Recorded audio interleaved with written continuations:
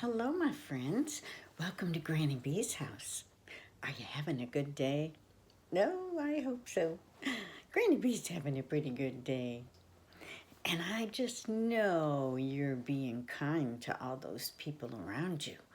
And I just know you're treating other people the way you'd like them to treat you because that's how we're going to make this world a better place. It's by sharing kindness. Oh my goodness, how simple it is and how effective. Well, I have a story today that was written originally in Switzerland and then it was translated into English for the United States. This was in 1987. Oh, that was a long time ago. All right, this book is called Penguin Pete, and it was written by Marcus Pfister. And it's just a wonderful little story about life in Antarctica if you're a penguin. All right. Once upon a time, there was a colony of penguins living happily together in the Antarctic. The youngest penguin was called Pete.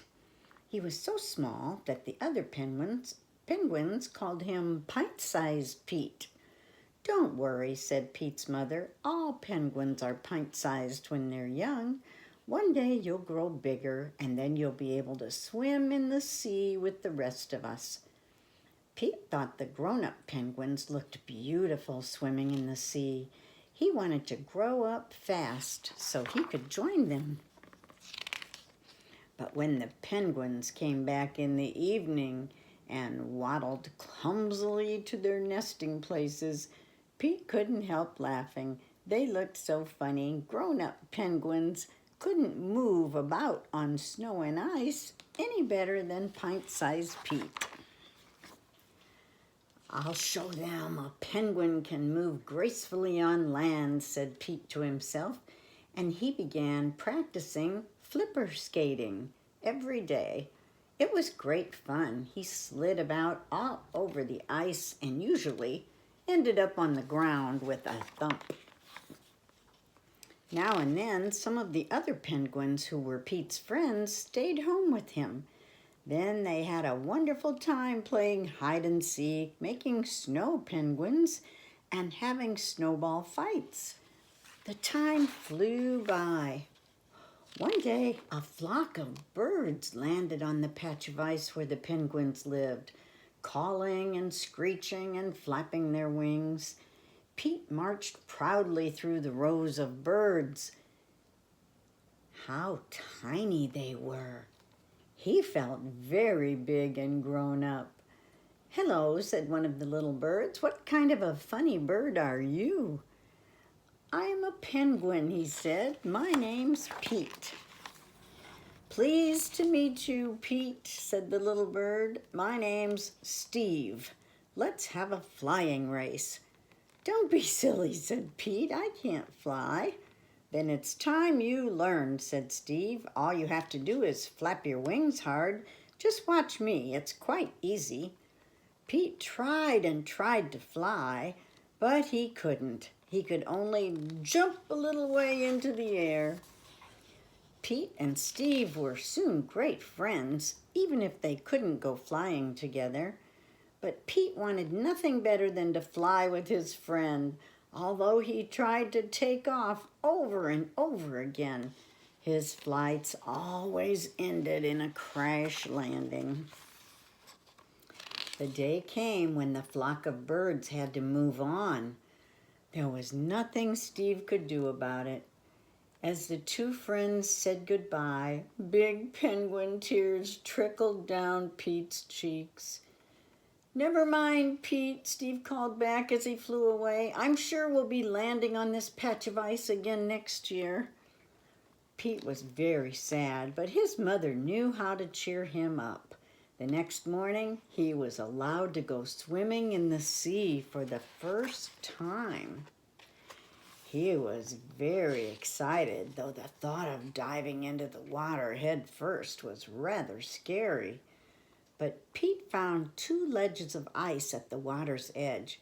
He climbed cautiously down the ledges and slid backwards into the sea. I'll do a proper dive tomorrow, thought Pete.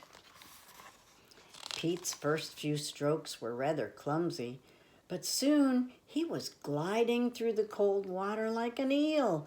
He could even do a backstroke. He came in last in most of the swimming races, and he lost when the penguins played games, but Pete was a good loser. He never tired of looking at all the fish and seaweed. There was something new around the corner of every rock.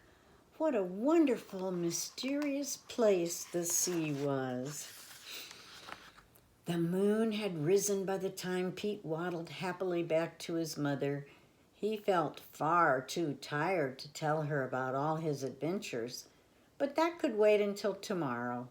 He fell asleep at once and dreamed of Steve, of the sea, and the dive he was going to do the next day. Oh, good for him. Well, Penguin Pete was trying real hard to grow up. It's really hard being small, isn't it? Not being able to do everything you want to do the way your bigger siblings are doing them or your parents. Yeah, we just have to wait till we grow up a little bit. Not everything is meant for kids to do.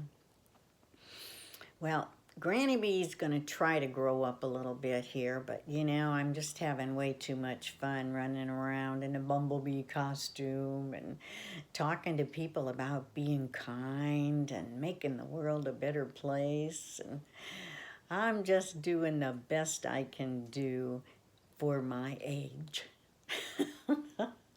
I hope you're doing the best you can do for your age. And I hope you're remembering to be kind to the people around you and keep doing those little things to make the world a better place. Okay? Granny Bee loves you. Granny Bee wants you to come back and see me again so I can read you another story. Bye-bye.